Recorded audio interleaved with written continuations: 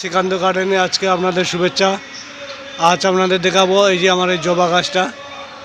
এই জবা গাছটা অনেকটা বড় হয়ে গেছিলো, ডালপালা সব কেটে দিয়েছিলাম। দেওয়ার পরে দেখুন নতুন ডাল বেরিয়ে কত কুড়ি এসছে, ফুলও ভর্তি হয়ে গেছে। এই জবাটার নাম হচ্ছে রেড ড্রাগন।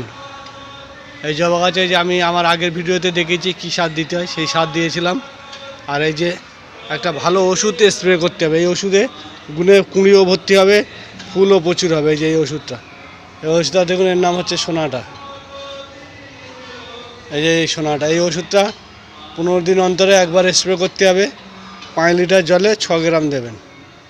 5 লিটার জলে 6 গ্রাম দিয়ে স্প্রে করবেন। গাছে কুঁড়িও ভালো থাকবে, ফুল একটাও নষ্ট হবে না। আর ফুল দেখুন প্রত্যেকটা ঢোকে ঢোকে ফুল ভর্তি হয়ে গেছে। আর জবাগুলো দেখুন কত বড় বড়। এটা হচ্ছে রেড ড্রাগন জবা।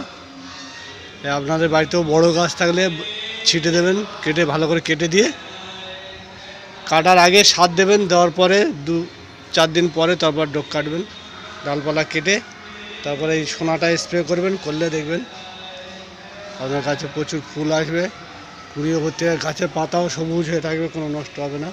প্রত্যেকটা ডোকে ডোকে দেখুন কুঁড়ি ভর্তি হয়ে গেছে। ভালো লেগে থাকলে আমার চ্যানেলটা সাবস্ক্রাইব করে দেবেন, নতুন নতুন ভিডিও পাবেন। সব গাছে আমার ফুল প্রচুর এসছে, কুঁড়িও এসছে প্রচুর, কোনো কুঁড়ি ঝরে না।